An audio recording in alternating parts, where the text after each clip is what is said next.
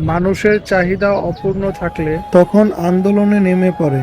হয়তো যার যার অবস্থান থেকে আন্দোলন যৌক্তিক হলেও এটা আমাদের সাধারণ মানুষদের জন্য এখন ভোগান্তিতে রূপ নিয়েছে।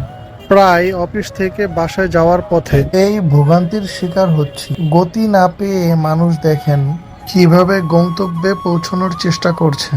মানুষের কাঙ্ক্ষিত চাহিদাটা যদি উপরস্থল মহলে খুব সহজে পৌঁছানো যেত, তাহলে হয়তো ভোগান্তির পরিমাণ কিছুটা কম হতো। এমন একটা টিম থাকা প্রয়োজন যা মানুষের সুবিধা অসুবিধা বোঝার চেষ্টা করবে আর প্রশাসন অবধি তা পৌঁছে দেবে। যৌক্তিক হলে সমাধান, অযৌক্তিক হলে বাতিল, কিন্তু জনভোগান্তি আর নয়। আসুন আমরা একটু সচেতন হই। দেখেন এই বিষয়গুলোর কারণে রাস্তায় কি পরিমাণ জ্যাম লেগে থাকে। যাই হোক, আল্লাহ তাআলার কাছে দোয়া রইল সকল চাহিদা পূর্ণতা পাক আর ভোগান্তিগুলো গায়েবী ভাবে উঠে যাক। আল্লাহ হাফেজ, সবাই ভালো থাকবেন।